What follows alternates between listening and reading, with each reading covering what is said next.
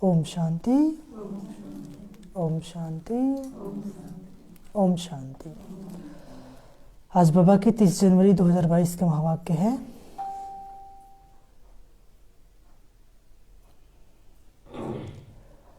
अव्यक्त बाप दादा रिवाइज 2190।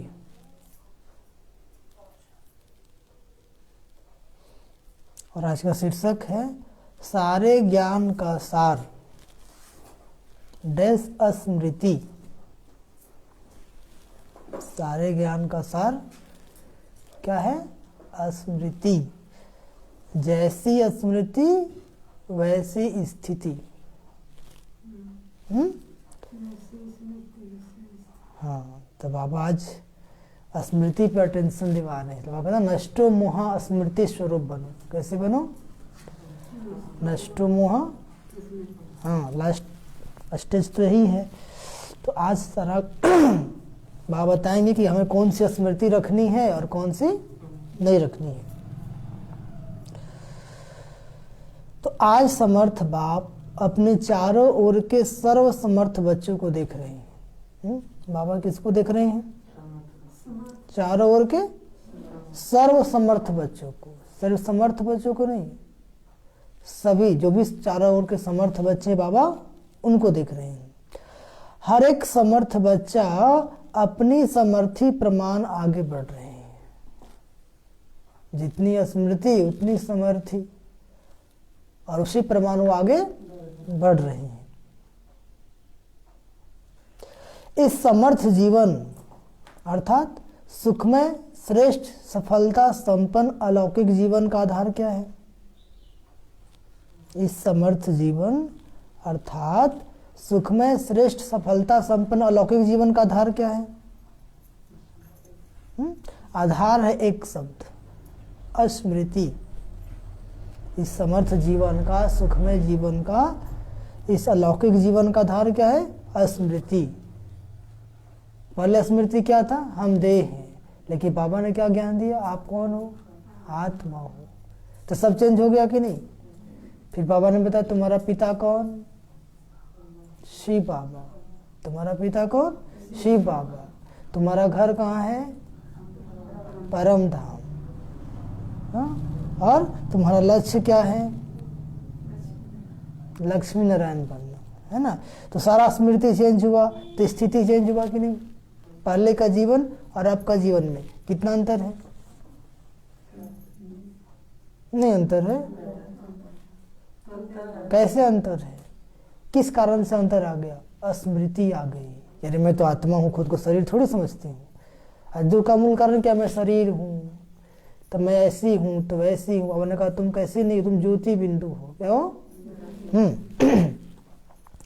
तो बाबा कहते हैं कि इस सुखमय जीवन, समर्थ जीवन या अलौकिक जीवन का आधार क्या है? एक ही शब्द, स्मृति। वैसे भी सारे ड्रामा का खेल है ही विस्मृति और स्मृति का।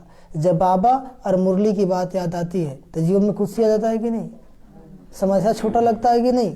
लेकिन जब बाबा को भूल जाते हैं, बाबा की मुरली को भूल जाते हैं, तो छोटी बात भी क्या लगती है?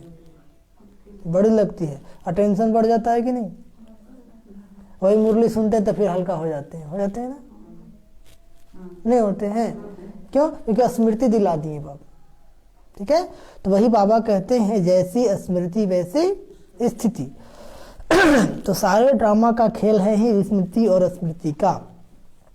इस समय स्मृति का खेल चल रहा है। इस समय क्या चल रहा है? हाँ, बाप दादा ने आप ब्राह्मण आत्माओं को परिवर्तन किस आधार पर किया? किस आधार पर किया?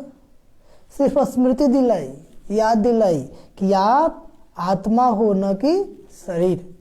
तो जब आत्मा ज्ञान हुआ तो खुशी हो गया कि नहीं? कि हम मरने वाले नहीं है, एक शरीर छोड़ेंगे फिर नया जन्म लेंगे। भले डर था कहीं कुछ हो न जाए, कहीं मर न जाए। अभी डर है? हाँ, अभी क्या है? अभी पता कि मरे हुए हैं। क्या है? हमने कहा ना तुम तो मरे पड़े हो। इस शरीर का विनाश तो कभी भी हो सकता है, लेकिन तुम जो आत्मा हो मरने वाली नहीं हो। तो क्या गया? खुशी आ गया। अभी भी जिसको देहाभिमान है उसको मरने का ज़्यादा डर रहता है। ठीक है, तो बाबा कहते हैं कि स्मृति दिलाई कि आप आत्मा होना कि शरीर। इस स्मृति ने कितना अलौकिक परिवर्तन कर दिया। क्या कर दिया? सब कुछ बदल गया ना? नहीं बदल गया? जैसी याद आया कि मैं आत्मा हूं तो दृष्टि, वृत्ति, कृति सब देखने का, सोचने का तरीका चेंज हो गया कि नहीं? और पहले शरीर थे तो दूसरों को भी शरीर देखते थे, शरीर के आधार से ही सोचते थे। और अब कैसे देखते हैं? ये अभी भी शरीर दिखाई देता है, अभी भी शरीर दिखाई देता है, मतलब स्मृति पक्का हुआ नहीं है, इसलिए आपकी स्थिति पक्की नहीं बनी है। इसलिए वो रोज मुरली में कहते देही अभिमानी बनो। क्या बनो? आत्माभिमानी बनो। तो बाबा कहते हैं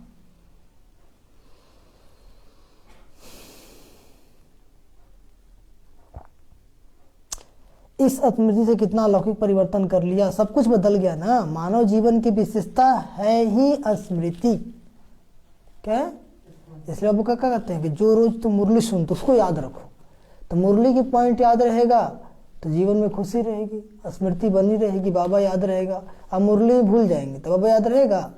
मुरली याद मतलब मुरलीधर याद, मुरली याद मतलब यदि आपको मुरली याद नहीं रहता है तो आपको बाबा याद कहते योग नहीं लगता है।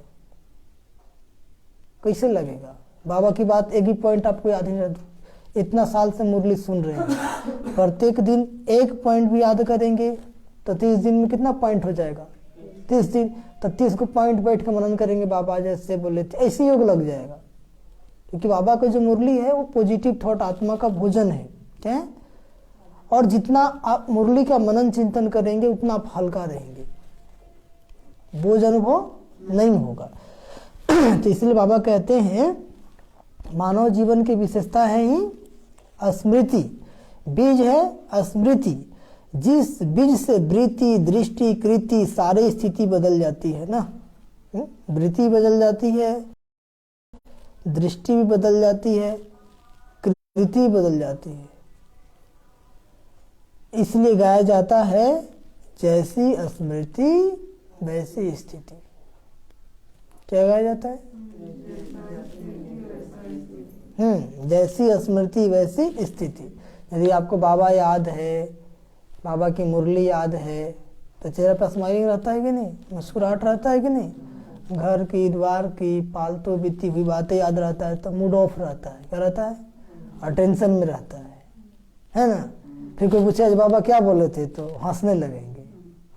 ठीक है, अब बाबा का बात याद आएगा तो फिर से खुशी आ जाएगा। इसलिए स्मृति को ध्यान में रखना है, क्योंकि अभी हम क्या सोच रहे हैं, अभी हमें क्या याद है। ठीक है, इसलिए निरंतर चलते फिरते उठते बैठते क्या याद रखना है? मैं कौन हूँ?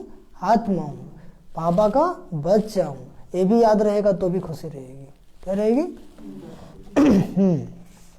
तो जैसी स्मृति वैसी स्थिति। बाप ने फाउंडेशन स्मृति को ही परिवर्तन किया। फाउंडेशन क्या है? स्मृति। तो स्मृति चेंज हो गई तो जीवन चेंज हो गई। स्मृति चेंज होना कि आप आत्मा है। कौन है? और आपका कौन है? बाबा है। कौन है? तो मोह माया टूटता जा रहा है कि नहीं? पहले कितना मोह था? खुद से, बच्चों से, परिवार से था कि नहीं? नहीं था। अभी थोड़ा थोड़ा है कि पूरा है? थोड़ा थोड़ा है ना। परिवर्तन तो आ गया ना। तो किस आधार से आया? बाबा ने स्मृति दिला दिया कि तुम तो आत्मा हो, तुम तो बाबा के बच्चे हो, तुम तो कुछ दिन के लिए आए हो, फिर तो जाना है, इसलिए कहीं फंसना नहीं है। तो स्मृति आया तो होश आ गया कि नहीं आ गया? नहीं तो पहले बेहोश में जीते थे। कैसे जीते थे? हाँ। जब फाउंडेशन श्रेष्ठ हुआ तो स्वतः ही पूरी जीवन श्रेष्ठ हो गई। कितनी छोटी सी बात का परिवर्तन किया कि तुम शरीर नहीं आत्मा हो।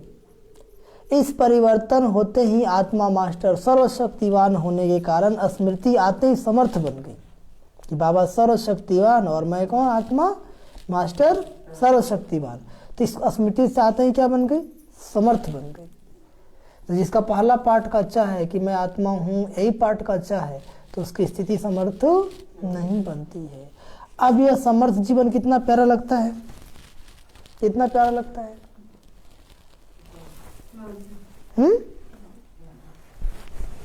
चिंतन मन को प्यारा नहीं लगता है? तो कहानी थोड़ी सुना रहे हैं पढ़ाई हो रहा है ना। तो बाबा कहते हैं कि बाप ने फाउंडेशन स्मृति को ही परिवर्तन किया। जब फाउंडेशन श्रेष्ठ हुआ तो स्वतः ही पूरी जीवन श्रेष्ठ हो गई।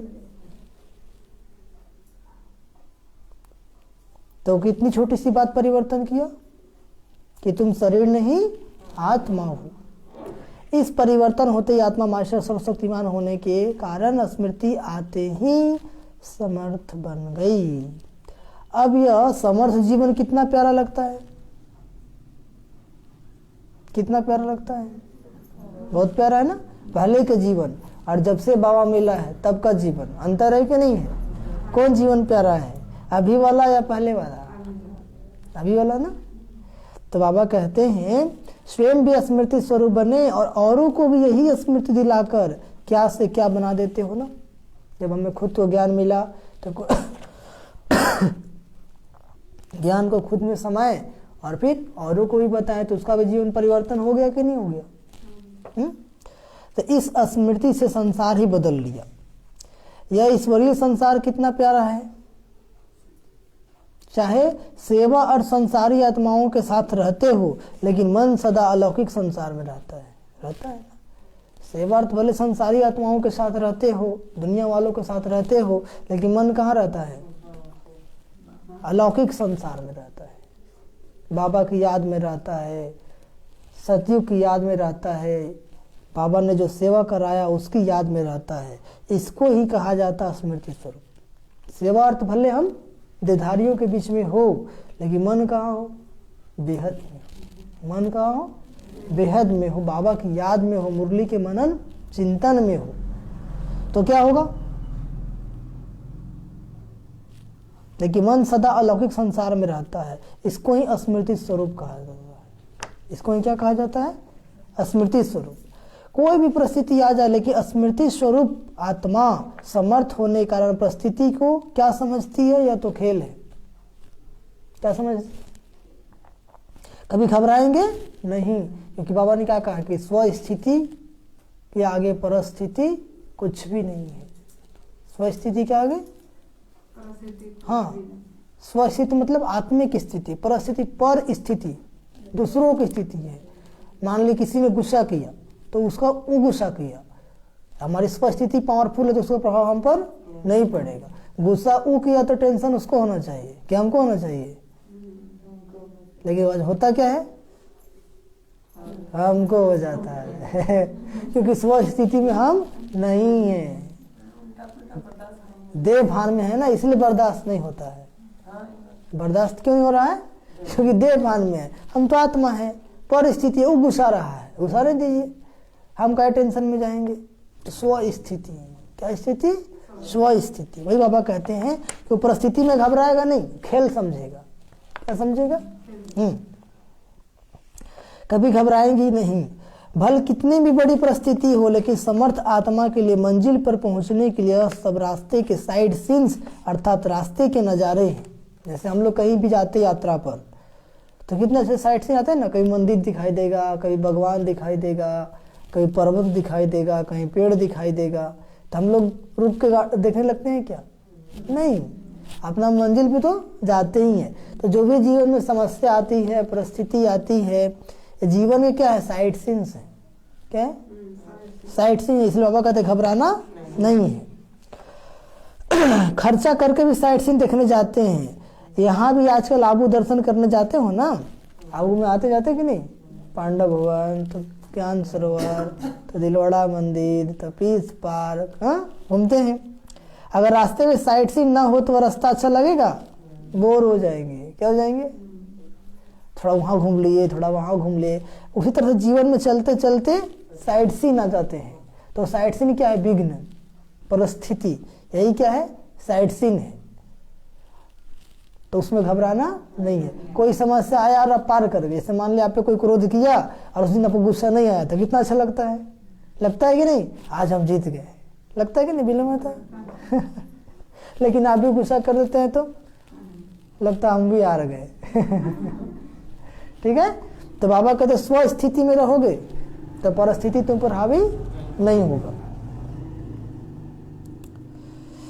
तो ऐसे स्मृति स्वरूप स्वरूप आत्मा के लिए परिस्थिति का हो, पेपर का हो, विघ्न का हो, प्रॉब्लम का हो, समझ में आ रहा है? जो स्मृति स्वरूप समर्थ आत्मा है उसके लिए परिस्थिति का हो, पेपर का हो, विघ्न का हो, प्रॉब्लम्स का हो, सब साइड सीन्स है। सब क्या है? इसलिए लोग घबराएगा नहीं। स्मृति में के मंजिल के साइड सीन अनगिनत बार पार की, और पहली बार थोड़ी कर रहे हैं, अनगिनत बार की है। नथिंग न्यू, इसका भी फाउंडेशन क्या हुआ? स्मृति। नया कुछ नहीं हो रहा, जो कल पहले हुआ था वही हो रहा है, इसलिए नथिंग न्यू। अनहोनी होती नहीं, होनी है सो होए, जो होना वही हो रहा है, इसलिए टेंशन लेना नहीं है। स्मृति, अगर स्मृति भूल जाती अर्थात फाउंडेशन हिला तो जीवन की पूरी बिल्डिंग हिलने लगती है। स्मृति हिल गया, यदि स्मृति आत्मा से देह भान में आ गया तब हिल जाएंगे, बिगारों में गिर जाएंगे, उल्टा कर्म कर बैठेंगे। फिर मैं सोचे कि ड्रामा में यही नून था। बहुत सारे लोग ये सोचते हैं ड्रामा में होगा तभी तो हुआ, नहीं, कुकर्म के ड्रामा में था। आप खुद ड्रामा बना रहे हैं। आप अपना कर्तव्य को, आप अपना जीवन को, आप अपना तकदीर को लकीर लगा देंगे। समझ में आया? तो इसलिए ड्रामा को दोषी नहीं देना है। हाँ, अगर यह स्मृति भूल जाती अर्थात फाउंडेशन हिला तो जीवन की पूरी बिल्डिंग हिलने लगती है। आप तो अचल है ना, क्या करे पापा? आप तो अचल है ना, क्या भी बीच बीच में हलचल में आ जाते हैं? जो अचल है वो हाथ उठाइए, झूठों के नहीं, सच्चों के। अच्छा, जो हलचल में आ जाते हैं वो हाथ उठाइए। हलचल में तो आइए जाते हैं, ठीक है। तो अचल कौन रहेगा? जो खुद को आत्मा समझेगा। अचल कौन रहेगा? और जो खुद को देह समझेगा वो हलचल में आ ही जाएगा, ठीक है। हलचल में आने का कारण क्या है कि मैं आत्मा को भूल गया और परमात्मा को भूल गया कि मैं आत्मा हूँ, मेरा बाबा है और बाबा मेरे साथ है। तो फिर हलचल होगा? नहीं होगा। लेकिन खुद को भूलते हैं क्योंकि जब तक आत्मा नहीं याद आएगा तब तक परमात्मा भी याद नहीं आएगा। गहरा कनेक्शन है। आत्मा याद है तो परमात्मा याद है, और आत्मा याद नहीं तो परमात्मा भी याद नहीं। तो मैं आत्मा हूँ, वो बाबा मेरा है और मेरे साथ है। बाबा मेरे तो हलचल में घबराएंगे? अचल रहेंगे ना।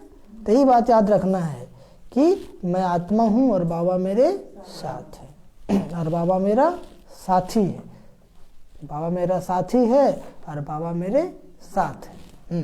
तो जिसको ये बात याद रहेगा, जिसको इस बात की स्मृति रहेगी कि मैं आत्मा हूँ, बाबा मेरा साथी है और बाबा मेरे साथ है, तो हलचल में आएगा? परिस्थिति में घबराएगा? कोई गुस्सा करे, आपको याद है बाबा मेरे साथ है, तब मुस्कुराएंगे कि क्रोध आएगा? है ना। लेकिन ये स्मृति रहेगा तब तो माया क्या करता है? भुला देता है। देह भान में आता है, सब भूल जाता है, ठीक है। तो यह स्मृति रहेगा तो आप मुस्कुराएंगे मन ही मन, और वो अपने आप शांत हो जाएगा। क्या हो जाएगा? बाबा वो बोलेंगे बाबा देखो ये क्या कर रहा है, इसको सद्बुद्धि दे दो, और थोड़ा साइड हो जाएंगे। क्या हो जाएंगे? हाँ, क्रोधी के सामने खड़ा नहीं रहना है, नहीं तो आपको भी क्रोध आ जाएगा। क्या आ जाएगा?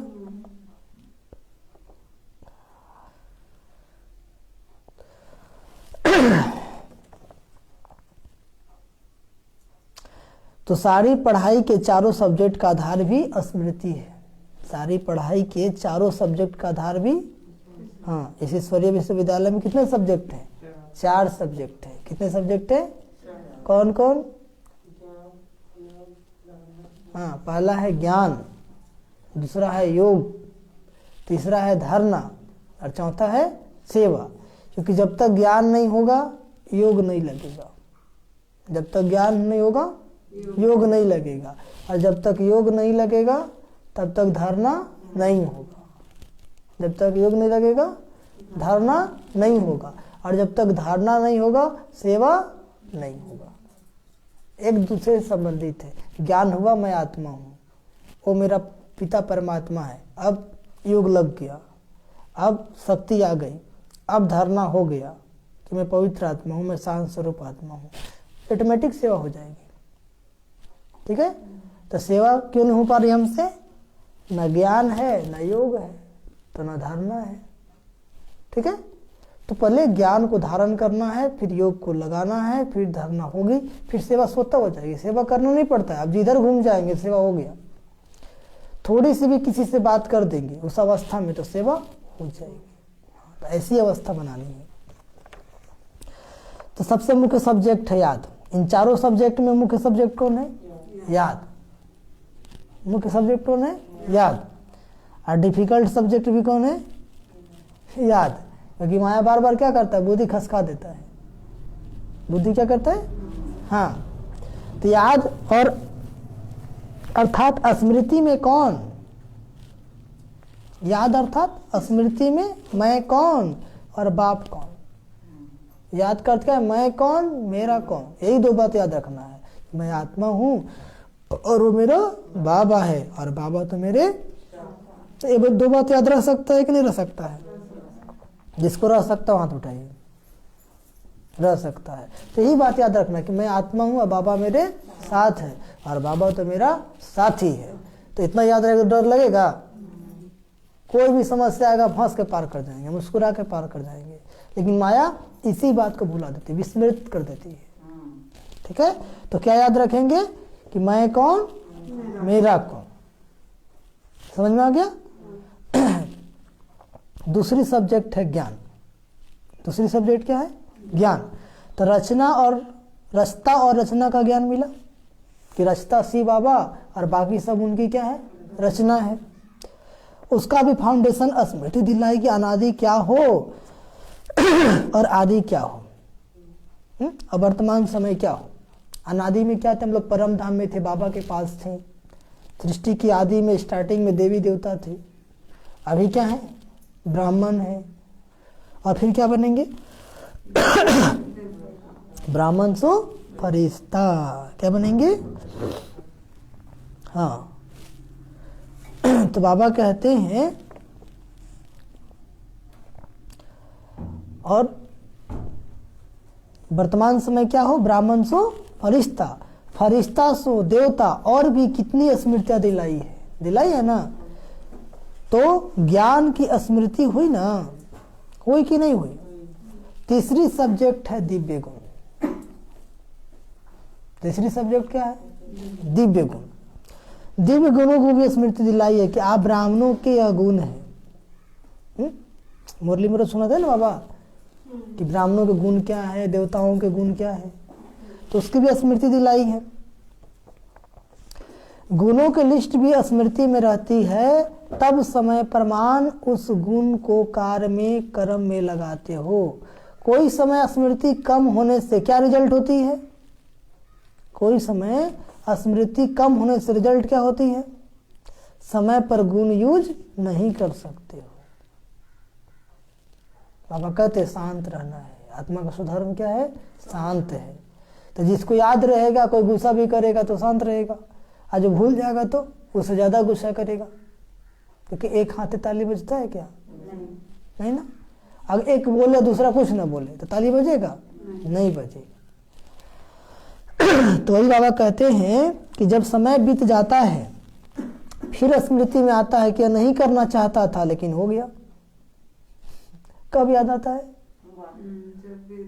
हाँ, गुस्सा कर लेते तो अरे बाबा तो बोला था शांत रहना है ना। बाबा कहते हैं कि जब समय बीत जाता है फिर स्मृति आता है कि यार नहीं करना था लेकिन हो गया, आगे ऐसे नहीं करेंगे। तो दिव्य गुणों को भी कर्म में लाने के लिए समय पर क्या चाहिए? स्मृति चाहिए। क्या चाहिए? स्मृति चाहिए।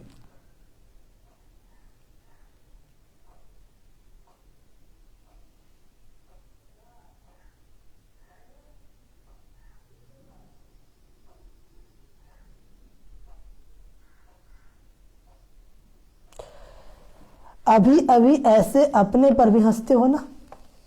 समय बीत जाता है, बाबा की बात याद आती है तो अपने पर भी हंसते हो ना कि देखो बाबा क्या बोले थे और हम क्या करती। ज्ञान हो गया ना। वैसे कोई भी बात, कोई यूज कोई चीज समय पर भूल जाती है तो उस समय क्या हालत होती है, क्या होती है? एक बार उदाहरण बहुत अच्छे दे रहे हैं। वैसे कोई भी बात, कोई भी चीज समय पर भूल जाती है तो उस समय क्या हालत होती है?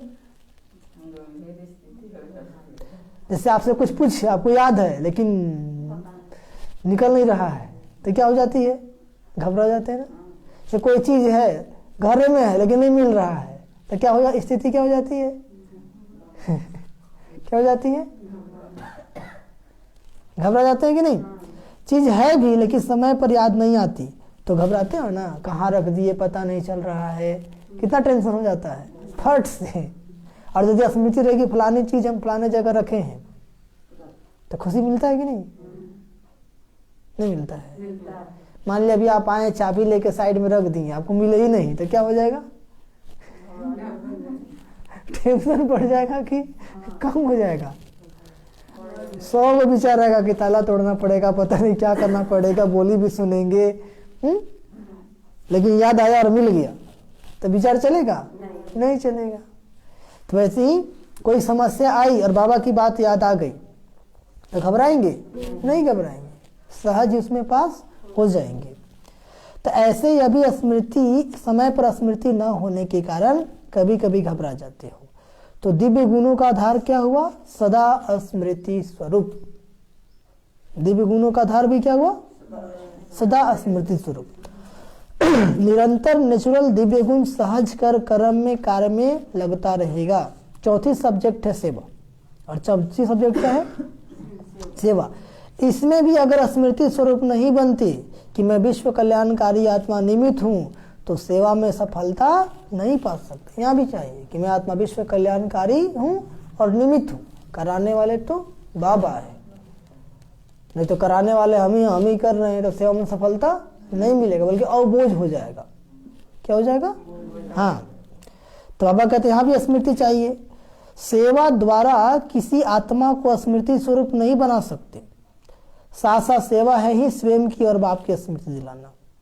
यदि ये भूल जाएंगे कि मैं विश्व कल्याणकारी आत्मा हूँ और मैं निमित्त हूँ, ये बात भूलेंगे तो दूसरों को आप बाबा का योग्य बच्चा नहीं बना पाएंगे।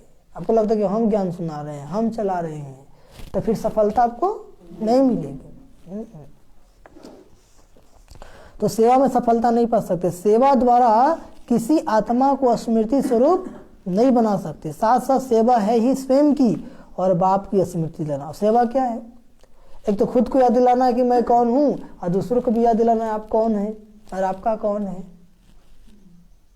ठीक है, स्वयं को याद दिलाना कि मैं आत्मा हूं और मेरा तो बाबा है। दूसरों को भी याद दिलाना है कि आप भी आत्मा और आपका भी कौन है? बाबा है। वो बाबा इस धरा पर आए हुए हैं, भाग्य बना लीजिए, ज्ञान समझिए। समझ में आया? तो क्या स्मृति दिलाना है? मैं कौन और मेरा कौन, यही स्मृति दिलाना है। तो चार ही सब्जेक्ट का फाउंडेशन स्मृति हुआ ना। चारों ही सब्जेक्ट का फाउंडेशन क्या हुआ? स्मृति हुआ। सारे ज्ञान का सार एक शब्द हुआ स्मृति। सारे ज्ञान का सार एक शब्द सुना दे बाबा, वो क्या है? स्मृति। जैसी स्मृति वैसी स्थिति। इसलिए बाप दादा ने पहले से ही सुना दिया है कि लास्ट पेपर का क्वेश्चन भी क्या आने वाला है? लंबा चौड़ा पेपर नहीं होना है। लंबा चौड़ा पेपर, एक ही क्वेश्चन का पेपर होना है और एक ही सेकंड में पेपर होना है। समझ में आया? एक ही क्वेश्चन आएगा और एक ही सेकंड का आएगा। पास हो गए तो पास, नहीं तो फेल। और क्वेश्चन कौन सा होगा? क्वेश्चन ही वो बता दे रहे हैं, आंसर ही बता दे रहे हैं, लेकिन परीक्षा कब होगी ये नहीं बताएंगे। समझ में आ गया? तो क्वेश्चन कौन सा होगा? नष्टो मोहा स्मृति स्वरूप। नष्टो मोहा, यही क्वेश्चन आएगा कि कोई भी समस्या आए तो उस समय आपको बाबा याद आया, बाबा की मुरली याद आई या कुछ और याद आई, एक सेकेंड में बाबा याद आ गया तो पास और नहीं तो फेल।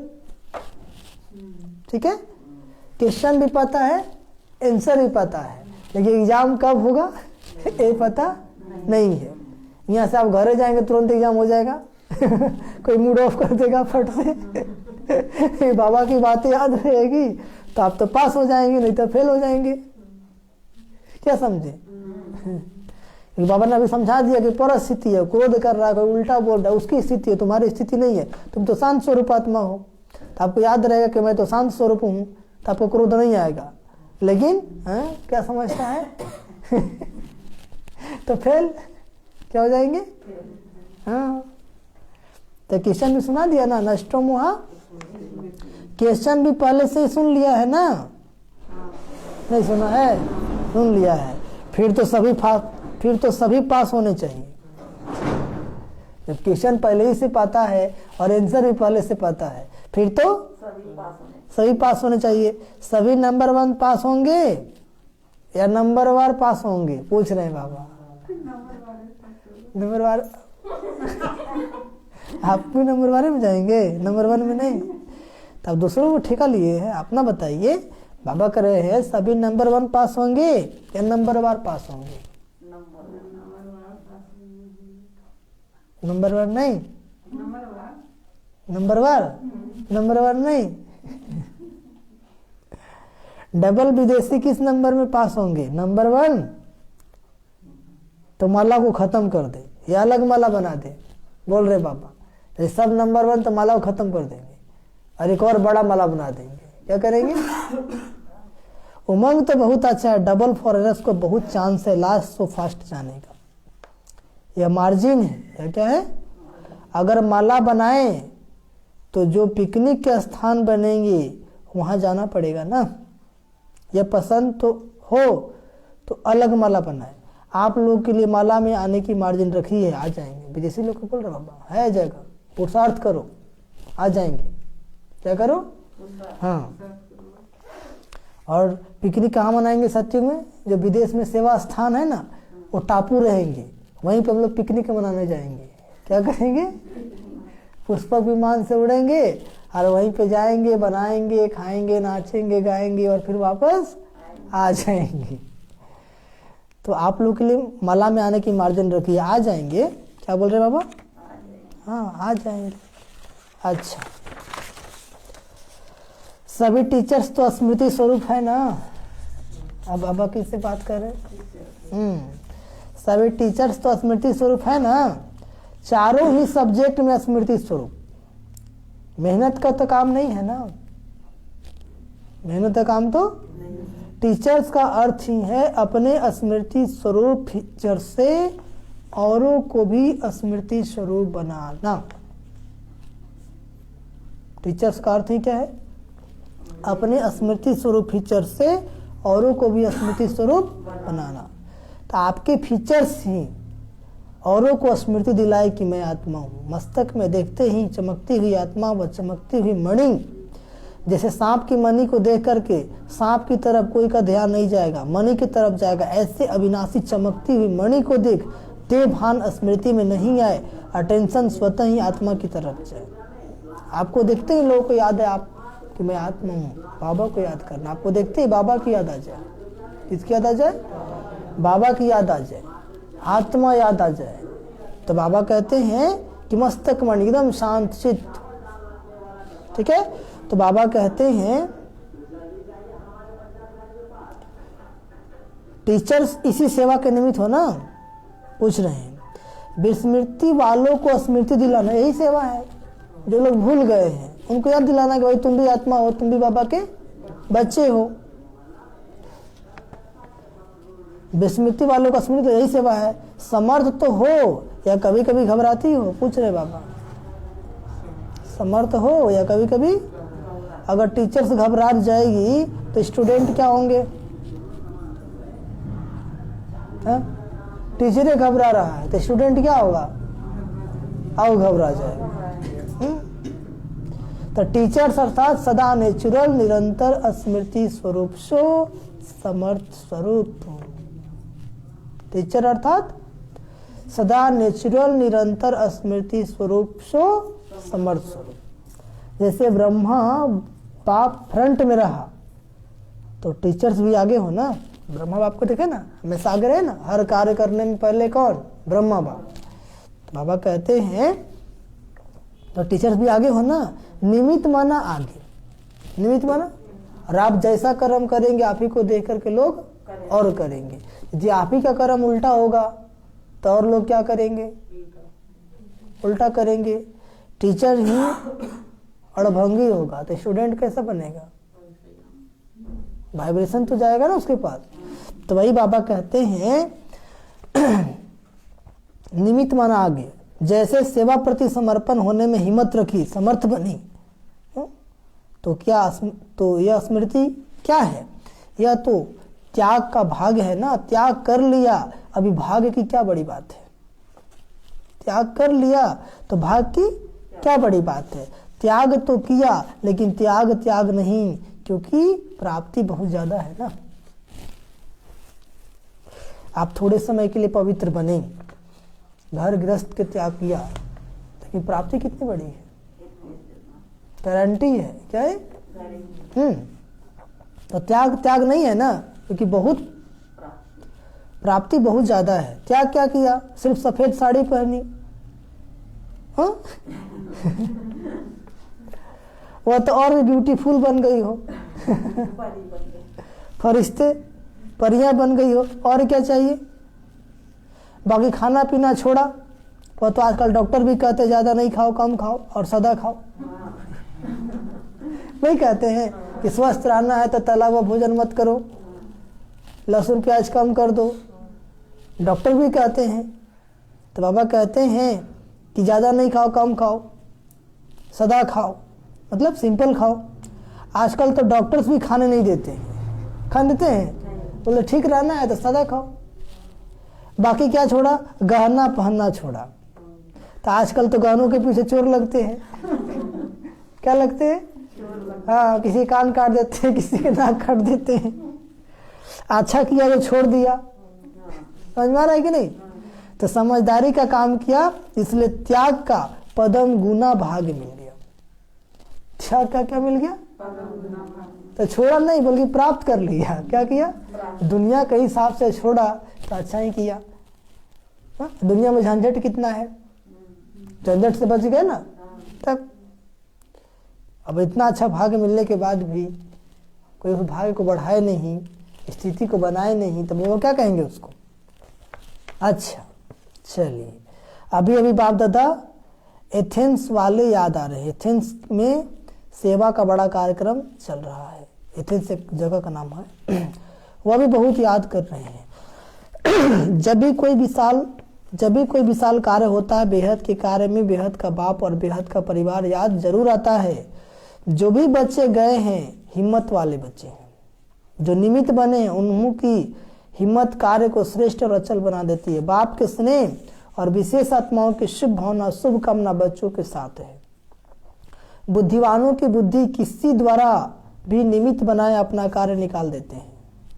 बुद्धिवानों की बुद्धि कौन है? बाबा है। और बाबा को जब सेवा कराना होता है तो किसी न किसी के माध्यम से अपना सेवा करा ही लेते हैं। समझ में आ गया? उदाहरण सुना दो, सुनिए। उदाहरण सुनने से क्या होता है? पक्का हो जाता है। बाबा हमको यहाँ पर लाया, लाठी में थे, ठीक है, वहां से आना बड़ा मुश्किल था, तो आप पुनीत भाई को रेडी किया। किसको किया? पुनीत भाई का घर कुसुम घाटी, वहां से बेचारे आते थे। उस समय भी वो काम करते थे, लेकिन फुर्सत मिल जाता था। क्या हो जाता था? जब कहो तब लेके हाँ हाँ भाई जी। अब पुनीत भाई का सेवा का पाठ खत्म हुआ तो दीपक भाई आ गए। कौन आ गए? दीपक भाई आ गए। कुछ दिन दीपक भाई का पाठ चला, तब तक क्या हुआ? हाँ, कुछ दिन फिर संजय भाई का भी पाठ चला था, जो बेचारे पापा के गोद में चले गए। ठीक है, अच्छा चलो, दीपक भाई के पाठ खत्म हुआ, तब तक पता चला कि हम मागामा ही आ गए। कहाँ आ गए? मागामा आ गए। अब यहाँ से भी आने जाने में दिक्कत होता था, तो यहाँ पे भानु भाई का पाठ स्टार्ट हुआ। किसका हुआ? ठीक है, कुछ समय अंतो भाई का पाठ चला। किसका चला? अंतो भाई का। बाबा उनके माध्यम से भी खूब सेवा करा लिया। ठीक है, अब पाठ आ गया भानु भाई का। अब भानु भाई का भी पाठ चला, अब भानु भाई का भी पाठ खत्म हो गया। क्या हो गया? ठीक है, तो अब बाबा खुद गाड़ी व्यवस्था कर दिया। क्या कर दिया? समझे कैसे सेवा कराता है? किसी न किसी को टच करके, किसी न किसी को। हम भी सोचते थे कि अरे इसको जॉब लग जाएगा, ही चल जाएगा तो फिर कौन ले जाएगा।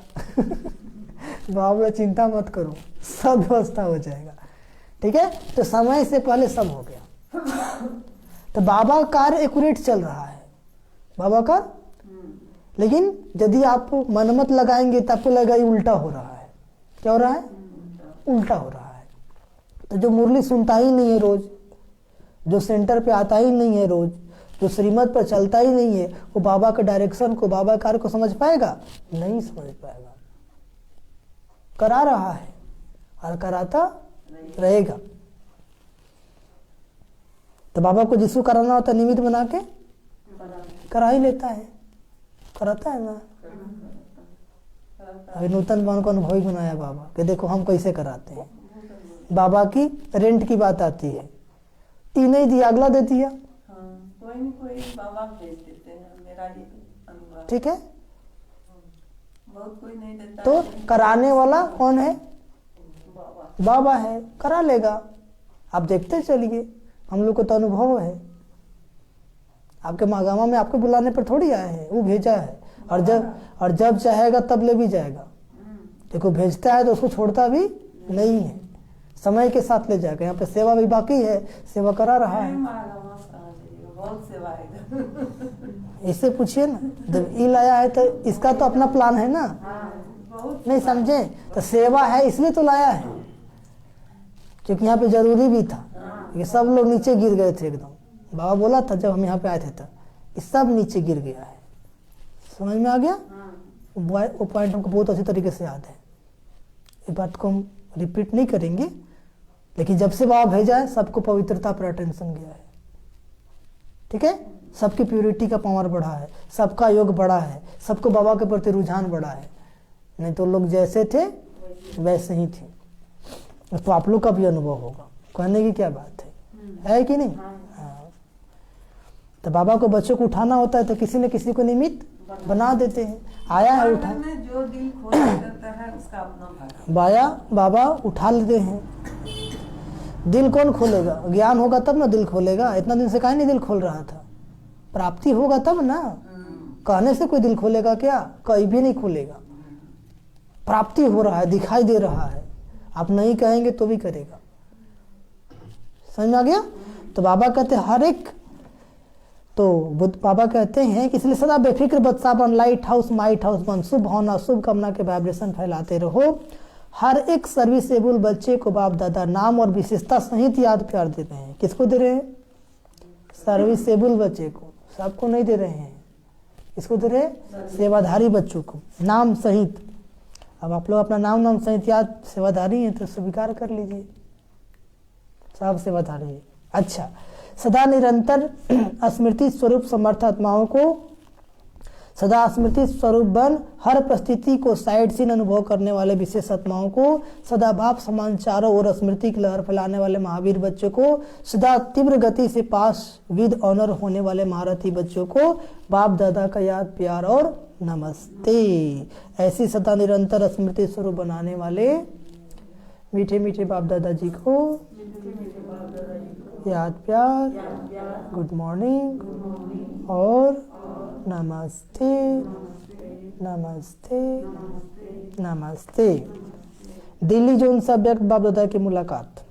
सदा अपने भाग्य को देख हर्षित होते हो? पूछ रहे हैं। सदा वाह वाह के गीत गाते हो या हाय के गीत गाते हो? वाह वाह के गीत गाते हो या कभी हाय गीत समाप्त हो गए हैं या कभी दुख की लहर आ जाती है? आती तो है।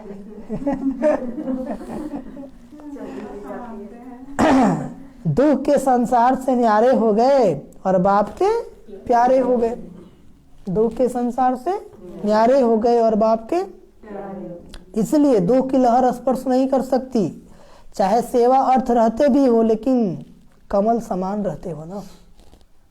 अभी संसार में क्यों है? सेवा अर्थ है, बाबा की सेवा के लिए। भले आप घर गृहस्थ में हैं, बाबा के वहाँ पर क्यों रहते? बाबा की सेवा के लिए रहते हैं। बाबा आपसे सेवा कराएगा, ठीक है। तो सेवा अर्थ रहते हो, लेकिन कमल समान रहते हो। कमल पुष्प कीचड़ से निकल नहीं जाता है, कीचड़ में ही होता है, पानी में ही होता है, लेकिन न्यारा होता है, ऊपर होता है कि नहीं। तो ऐसे घर गृहस्थ क्या कीचड़ है, लेकिन उसमें रहते भी उससे न्यारा। बुद्धि उसमें लगा हुआ नहीं है, बुद्धि तो बाबा में लग गया, बुद्धि तो बाबा की सेवा में लग गया, बुद्धि तो बाबा की मुरली की मनन चिंतन में लग गया। तो ऐसे न्यारे बने हो? पूछ रहे बाबा, बने हो या बन रहे हो? न्यारे बनने की निशानी, जितना न्यारे उतना बाप के प्यारे बनेंगे। जितना न्यारे, उसको योग लगाना नहीं पड़ता है, स्वतः योग लग जाता है। यदि आपका योग नहीं लगता है, योग लगाने में दिक्कत है, मतलब न्यारे नहीं है, इसलिए बाबा का प्यारे भी नहीं है, ये अनुभव है, ठीक है। बाबा के जितना न्यारे उतना बाप के प्यारे बनेंगे, स्वतः ही बाप का प्यार अनुभव होगा। और यह परमात्म प्यार छत्र छाया बन जाएगा। जिसके ऊपर छत्र छाया होती है ना, वो कितना सेफ रहता है? नहीं रहता है। बरसात में छतरी लेके निकलिए, जिसके हाथ में होगा बच जाएगा, और जिसके हाथ में नहीं है भीग जाएगा। पहले के छाता ही बड़ा बड़ा होता था, अभी तो मॉडर्न फैशन हो गया है ना। उससे खाली चेहरा बचेगा, बाकी सब भीग जाएगा। तो छत्र छाया, तो बाबा की जो छत्र छाया के नीचे हमेशा क्या सुरक्षित है। जिसके ऊपर परमात्मा छत्र छाया है, उसको कोई क्या कर सकते हैं? जिसके ऊपर परमात्मा की छत्र छाया है, उसको कोई क्या कर सकते हैं? कुछ कर सकते हैं? चाह के भी कुछ नहीं कर सकते हैं। समझ में आया? इसलिए फकूर में रहो कि हम परमात्म छत्र छाया में रहने वाले। फकूर मतलब नशा। कौन नशा? रूहानी नशा। अभिमान नहीं है, लेकिन रूहानी फकूर है, रूहानी नशा है। बॉडी कॉन्शियस होंगे तो अभिमान आएगा, और आत्म अभिमानी होंगे तो अभिमान नहीं आएगा, लेकिन रूहानी फकूर होगा। और जहां फकूर होगा वहां विघ्न नहीं हो सकता। जहां रूहानी नशा में विघ्न हो नहीं सकता है। या तो है फिक्र या तो फकुर। यदि फिक्र है तो फकुर नहीं होगा, और फकुर है तो फिक्र होगा, ठीक है। तो बाबा का फकुर है तो फिक्र नहीं होगा, फिर फिक्र है तो फकुर नहीं होगा। दोनों साथ नहीं होते हैं, दोनों साथ। दाल रोटी अच्छी देने के लिए बाप दादा बंधा हुआ है, समझ में आ रहा है? दाल रोटी देगा, हाँ। रोज 36 प्रकार के भोजन नहीं देंगे, लेकिन दाल रोटी प्यार की जरूर मिलेगी। समझ में आ रहा है? नहीं आ रहा है? 36 प्रकार का तो नहीं देगा, क्योंकि 36 प्रकार का मिलेगा भी तो आपका पेट खराब हो जाएगा। नहीं समझे? तो डॉक्टर के पास जाना पड़ेगा, क्योंकि शरीर भी कमजोर है। इसलिए दाल रोटी सबसे अच्छा। दाल रोटी खाओ और बाबा के गुण गाओ। बाबा मुरली में 2 ही बात कहते हैं, दाल भात और दाल रोटी सबसे अच्छा। क्या कहते हैं? हाँ, जरूर मिलेगी, निश्चित है। क्या करे बाबा? इसको कोई टाल नहीं सकता। दुनिया भूखे रह जाएगी, लेकिन बाबा के बच्चे भूखे कौन बचे? सर्विसेबल बच्चे। कौन बच्चे?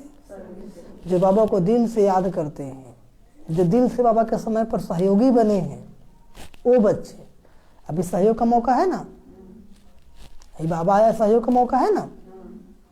तो आप बाबा के योग में सहयोगी बन गए, तो बाबा आपको समय पर सहयोग करेगा कि नहीं करेगा? और अभी आप मुट्ठी बांध लेंगे, तो बाबा मुट्ठी बांधेगा कि नहीं बांधेगा?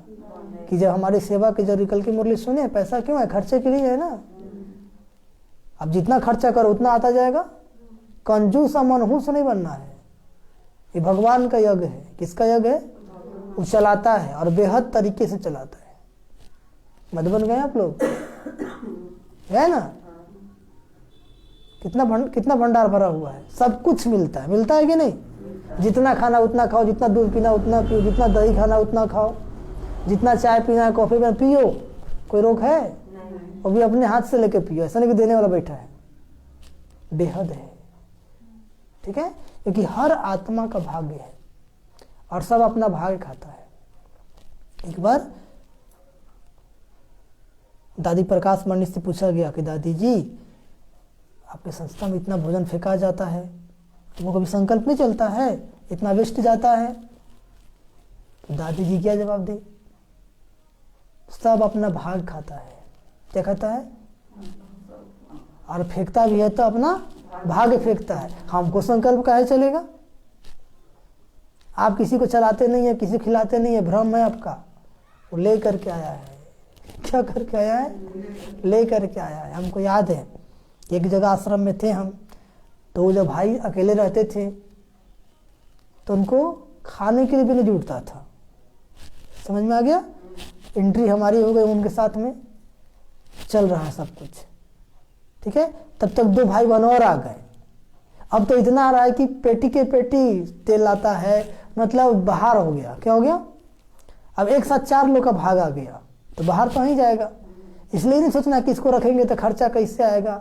ये कौन सोचता है? जो भगवान को समझ नहीं पाया है। खर्चा कहाँ से चलेगा? अरे खिलाने वाला बैठा हुआ है ना, और वो अपना ले करके आया है। और यदि उसका नहीं होगा तो यहाँ से रिटायर हो जाएगा। वो जिस दिन भाग खत्म हो जाएगा तो किसी न किसी बहाने से साइड हो जाएगा। इसलिए हम कोई चिंता नहीं करना कैसे चलेगा, चलाने वाला चला रहा है। तो वही बाबा कहते हैं, तो फिक्र किस बात का?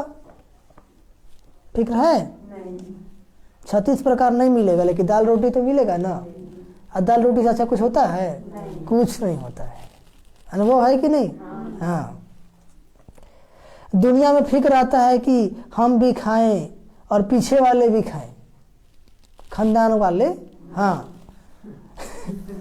तो आप भी भूखे नहीं रहेंगे और आपके पीछे वाले भूखे नहीं रहेंगे। बाकी क्या चाहिए? डनलप के तकिए चाहिए क्या? सोने के लिए डनलप के तकिए चाहिए? अगर डनलप के तकिए व बिस्तर में फिक्र की नींद हो तो नींद आएगी? चलो डनलप का तकिया लगा, पूरा गदा लगा हुआ है, लेकिन फिक्र है, नींद आएगी? नींद के लिए टूटी खाट भी काफी है। यदि नींद हो तो जमीन भी काफी है। और डनलप लगा हुआ है, डनलप का तकिया है, बेड है पूरा, हाँ, लेकिन फिक्र है तो नींद आएगी? एसी चल रहा है फिर भी पसीना आएगी। क्या आएगी? समझ में आया? बेफिक्र होंगे तो धरने पर भी सोएंगे तो नींद आएगी, जहां सो जाओ वही नींद आ जाएगा, ठीक है। अब फिक्र है तो गद्दा पे सोइए, चाहे डनलप का तकिया लीजिए या कुछ भी लीजिए, नींद आएगा? नहीं आएगा। अब बेफिक्र होंगे तो धरनी पर भी, नीचे भी सोएंगे, धरती पर भी सोएंगे तो नींद आ जाएगी। बाहों को अपना तकिया बना लो तो भी नींद आ जाएगी। तकिया नहीं मिला तो अपने बाहों को क्या बना लो तो भी नींद आ जाएगी। जहाँ प्यार है वहाँ सूखी रोटी भी 36 प्रकार का भोजन लगेगी, इसलिए बेफिक्र बदसा हो। और जहाँ प्यार है वहाँ क्या है? और जहाँ प्यार नहीं है, अब खूब उसको दे रहे हैं तो क्या लगेगा? वो बोलता इससे अच्छा नहीं देता तो अच्छा। स्नेह नहीं है, प्यार नहीं है, खिलाइयो रहे हैं, बोलियो रहे हैं, तो बोलेगा ना कि इसे तो नहीं खिलाता तो अच्छा। और बाकी प्यार है, उसको आप सूखी रोटी भी खिलाएंगे तो उसको कैसा अनुभव होगा? 36 प्रकार का भोजन अनुभव होगा। आज क्या है जीवन में लोग के पास सब कुछ है लेकिन प्यारे नहीं है, इसलिए जीवन नीरस बन गया लोगों को। क्या बन गया? पेटे नहीं भरता है। क्यों नहीं भरता है? पहले के लोग संतुष्टि, पहले के लोगों के जीवन में संतुष्टि था। क्या था? संतुष्टि था, आपस में प्यार था, इसलिए थोड़ा थोड़ा भी खा के लोग खुश हो जाते थे। खुशी जैसी खुराक नहीं। यह बेफिक्र रहने की बादशाही सब बादशाहियों से श्रेष्ठ है। अगर ताज पहनकर तख्त पर बैठ गए और फिक्र करते रहे तो तख्त हुआ? ताज पहन लिए और तख्त पर बैठ गए गद्दी पर और फिक्र करते रहे तो यह तख्त हुआ या चिंता हुई? चिंता हुई ना। तो ऐसा ताज चाहिए क्या? हाँ। अब देखिए मान लीजिए कोई प्रधानमंत्री है, वो कितना चिंता लगा है कि नहीं? वो बेचारे आपसे ज्यादा टेंशन में रहते हैं। इस देश में कोरोना बढ़ गया, उधर विपक्ष ऐसे बोल रहा है, अपने पार्टी वाले भी टूट रहे हैं, हमेशा क्या है, टेंशन में है। हा? बाबा कहते हैं तो भाग्य विधाता भगवान ने आपके मस्तक पर श्रेष्ठ भाग की लकीर खींच दी है। बेफिक्र बादशाह हो गए हो, वह टोपी या कुर्सी वाले बादशाह नहीं। आज के लोग या तो टोपी पहनते, टोपी वाला कुर्सी वाला बादशाह नहीं, लेकिन बेफिक्र बादशाह। कैसा बना दिया? कोई फिक्र है? पोते धोत्रे का फिक्र है कि बेटा का शादी करेंगे, पोतरा होगा, धोत्रा होगा, बहू आएगी, पैर में तेल लगाएगी। फिक्र है? लगता है बीलू माता का है।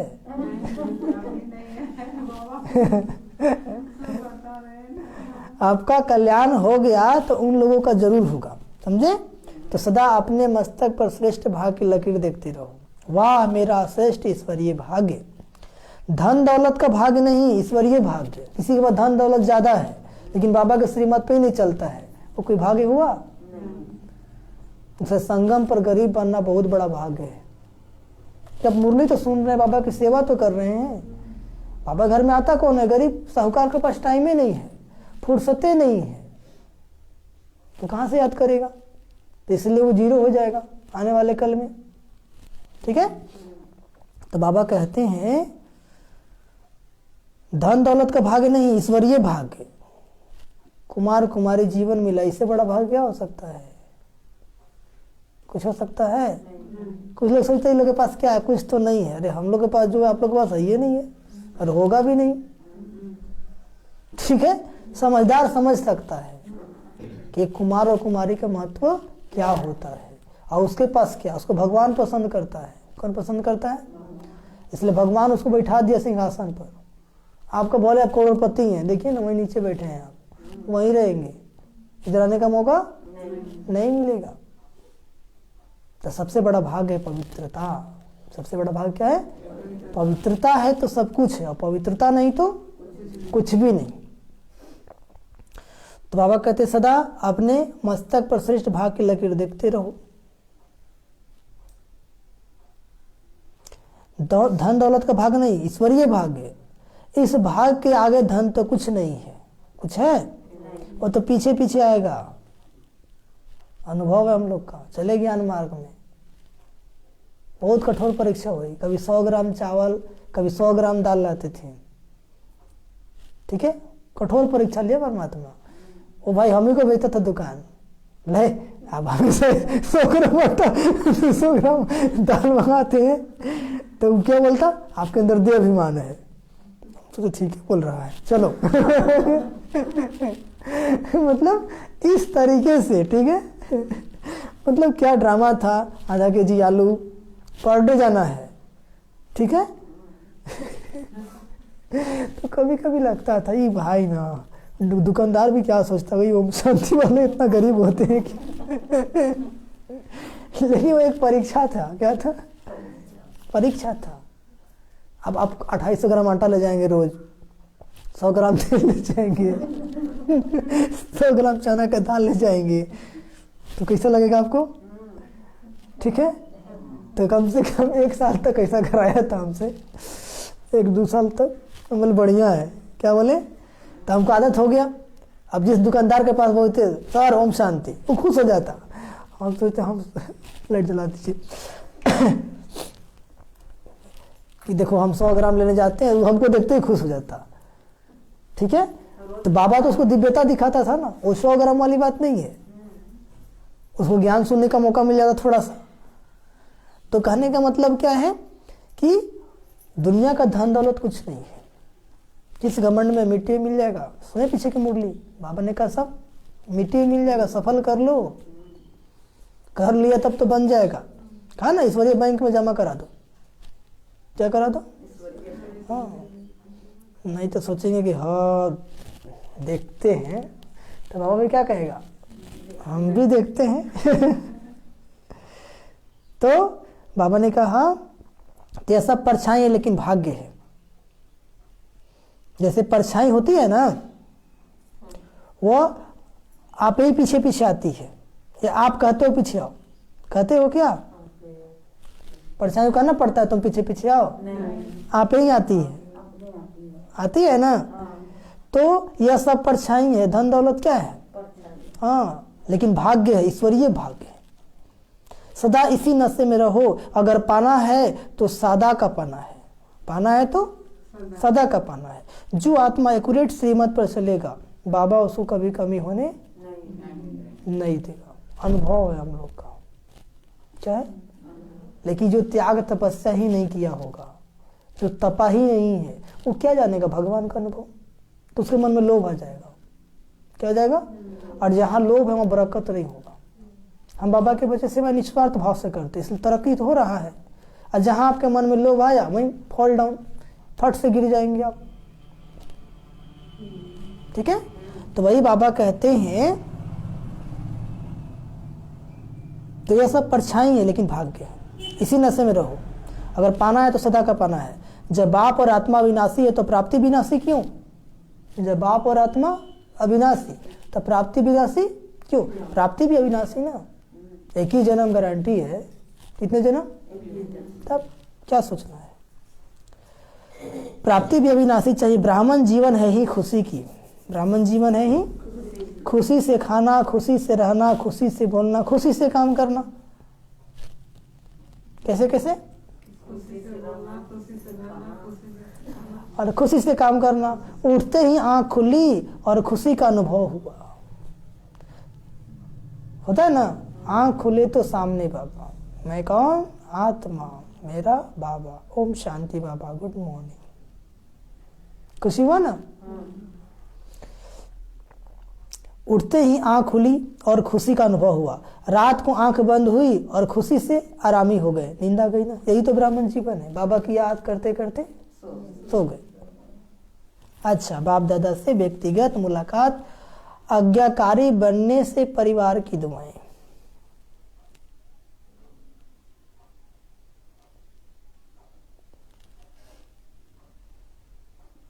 समझ में आ रहा है? आज्ञाकारी बनने से परिवार की दुआएं। बाप दादा के सामने गायत्री मोदी का परिवार बैठा है। बाप दादा इस परिवार को एक बात दे करके बहुत खुश होते। कौन सी बात? आज्ञाकारी परिवार है। बाबा जो कहते हैं हाँ जी। क्या कहते हैं? हाँ। आप भी बाबा की आज्ञा में हैं, चल रहे हैं। जो भी आप सेवाएं करते, बाबा आपको आज्ञा देते हैं। आज यदि आप हाँ जी करेंगे तो बाबा और बाबा के घर का आशीर्वाद आपको मिलेगा, दुआ मिलेगा। एक आत्मा का नाम लेते हैं ना, उसको दुआ ही चलाता है। देखिए रोबिन भाई को, हमेशा खुश रहता है। उसका घर का समस्या देखिए पूरा जटिल है लेकिन मस्त है। वो क्या है? मस्त राम है। क्या है? दुआओं में पलता है। ठीक है, सच्चा दिल से सबकी दुआएं कमाता है, एक की नहीं। तो बाबा कहते हैं इतना दूर से पहुंच गए तो ये दुआएं मिलती है ना। जो आज्ञा पालन करता है, चाहे किसी का भी हो, एक ने कहा दूसरे ने माना तो खुशी होती है ना। दिल से एक दो के प्रति दुआएं निकलती है। कोई अच्छा दोस्त या भाई हो, अगर कहते यह बहुत अच्छा है तो ये दुआएं हुई ना। अच्छा कहना ही दुआएं है और बुरा कहना ही क्या है? बद्दुआएं। किसको भी हाजी करना व आज्ञा मानना, इनकी गुप्त दुआएं मिलती है। तो दुआएं समय पर बहुत मदद देती है। अगर दुआएं कमाएंगे आप तो समय पर क्या देगी? मदद देती है। उस समय पता नहीं पड़ता, उस समय तो साधारण बात लगती है, चलो हो गया, लेकिन समय पर काम आती है। क्या आती है? लेकिन यह गुप्त दुआएं पर आत्मा को समय पर मदद देती है, यह जमा हो जाती है। इसलिए बाबा देखकर खुश है। चाहे किसी भी कार्य के लिए आए तो है ना। और यह भी याद रखना कि परमात्मा स्थान पर किसी भी कारण से, चाहे देखने के हिसाब से भी आ गए, जानने के हिसाब से आ गए, तो भी पांव रखा, उसका भी फल जमा हो जाएगा। यह भी कम भाग्य नहीं है। भगवान घर में आ गया, उसका भी भाग्य उसको मिल जाएगा। यह भाग्य भी आगे चलकर अनुभव करेंगे। उस समय अपने को बहुत भाग्यवान समझेंगे कि हम तो मधुबन गए थे। ठीक है, आने वाले समय में अनुभव होगा। सेंटर में मिले थे, वो दीदी से मिले थे, भाई जी से मिले थे। अपने आप को गर्वान्वित अनुभव करेंगे। कैसा अनुभव करेंगे? किसी भी कारण से हमने पांव तो रख लिया, अभी तो पता नहीं पड़ेगा, अभी सोचते होंगे पता नहीं क्या है, लेकिन बाप जानते हैं, जाने अनजाने भाग्य जमा हो गया। तो बहुत सारे लोग ऐसी सेवा कर देते हैं ना, ठीक है, उनका भी भाग्य जाने अनजाने हाँ जमा हो गया। हम किसी को बोले सेवा कर दिया, बोले चलो अच्छा भाई जी कह बोलते हैं तो कर देते हैं, लेकिन उसका जमा हो गया, समय पर उसको काम आएगा। ठीक है, तो जो समय पर आपको पता पड़ेगा और काम में आएगा। अच्छा, रसिया के भाई बहनों की याद चक्रधारी बहन ने दी। अच्छा है, थोड़े समय में सफलता अच्छी और अच्छी अच्छी प्यासी आत्माएं निकली है, उनका स्नेह बाप के पास पहुंच गया। सभी को याद प्यार लिखना और कहना कि बाप दादा का स्नेह सभी बच्चों को सहयोग दे आगे बढ़ा रहा है, अच्छी सेवा है, बढ़ाते चलो। वरदान, पुरुषार्थ की यथार्थ विधि द्वारा, पुरुषार्थ की यथार्थ विधि द्वारा सदा आगे बढ़ने वाले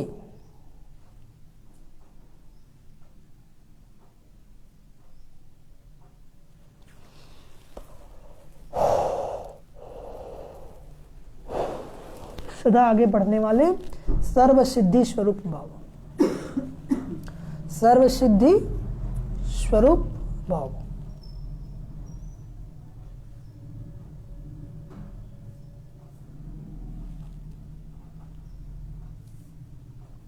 समझिए, पुरुषार्थ की यथार्थ विधि है अनेक मेरे को परिवर्तन कर एक मेरा बाबा इस स्मृति में रहना। पुरुषार्थ की यथार्थ विधि क्या है? अनेक मेरे को परिवर्तन कर एक मेरा बाबा इस स्मृति में रहना। और कुछ भी भूल जाए, लेकिन यह बात कभी नहीं भूले कि मेरा बाबा। शरीर भी भूल जाए, लेकिन ये याद नहीं भूले कि मेरा बाबा। किसका बाबा? मेरा बाबा। मेरा ना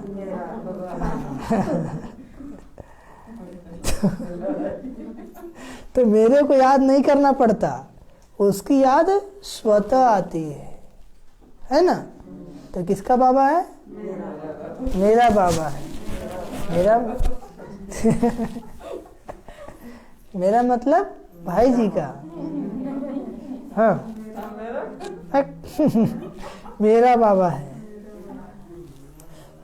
हम पढ़ रहे थे, मेरा ही ना बाबा है। तो मेरे को याद नहीं करना पड़ता, उसकी याद स्वतः आती है। मेरा बाबा दिल से कहते हो तो योग शक्तिशाली हो जाता है। तो इस सहज विधि से सदा आगे बढ़ते हुए सिद्धि स्वरूप बनो। क्या बनो? सिद्धि स्वरूप बनो। श्लोगन, माया जीत बनना है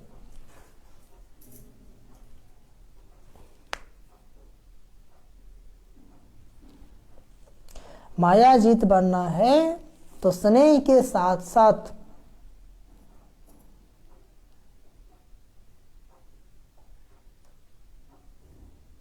ज्ञान का भी फाउंडेशन मजबूत करो। माया जीत बनना है तो स्नेह के साथ साथ क्या करो? ज्ञान का भी फाउंडेशन मजबूत करो। बाबा से प्यार है, लेकिन बाबा के मुरली से भी प्यार हो। समझ में आया? हाँ। लवलीन स्थिति का अनुभव करो। कर्म में, वाणी में, संपर्क में, संबंध में लव और स्मृति व स्थिति में लवलीन रहना। जो जितना लवली होगा वह उतना ही लवलीन रह सकता है। अभी बाप बच्चे बाप के लव में लवलीन रह, औरों को भी सहज आप समान व बाप समान बना देते हो। अच्छा, ओम शांति, ओम शांति, ओम शांति। ताज बाबा की 30 जनवरी 2022 के महावाक्य रिवाइज 2 जनवरी 90। शीर्षक, सारे ज्ञान का सार स्मृति। सारे ज्ञान का, चारों सब्जेक्ट का सार बाबा ने एक शब्द में सुनाया। वो शब्द क्या है? स्मृति। क्या है? स्मृति। अच्छा, ओम शांति, ओम शांति, ओम शांति। अभी हम लोग प्यार से बाबा को 10 मिनट याद करेंगे। ये मुरली कम से कम 4 बार सुनना है। कितने बार? 4। हाँ, और याद रखना है क्योंकि बाबा ने सब कुछ बता दिया इसमें सोल्यूशन।